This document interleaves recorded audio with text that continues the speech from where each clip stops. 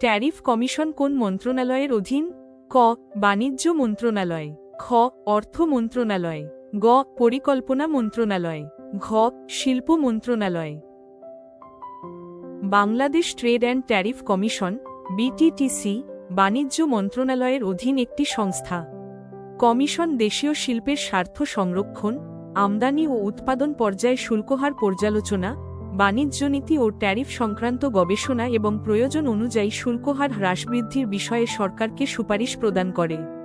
শুল্ক সংক্রান্ত কাজে কমিশন জাতীয় রাজস্ব বোর্ড এনবিআর, বাংলাদেশ ব্যাংকসহ বিভিন্ন সরকারি প্রতিষ্ঠানের সঙ্গে সমন্বয় করে। মনে রাখুন, বিটিটিসি বাণিজ্য মন্ত্রণালয় ট্যারিফ বিশ্লেষণ ও সুপারিশ, সরাসরি শুল্ক আরোপকারী সংস্থা নয়। বাংলাদেশ ট্যারিফ কমিশন আমদানি ও রপ্তানি শুল্ক নির্ধারণে কাজ করে। এটি বাণিজ্য মন্ত্রণালয়ের অধীনে পরিচালিত হয়। তাই সঠিক উত্তর হল ক. বাণিজ্য মন্ত্রণালয়। ট্রাই বাংলাদেশের বাণিজ্যিক নীতি প্রণয়নের দায়িত্বে থাকা মন্ত্রণালয় কোনটি? ক. অর্থ মন্ত্রণালয়, খ. বাণিজ্য মন্ত্রণালয়, গ. পরিকল্পনা মন্ত্রণালয়, ঘ.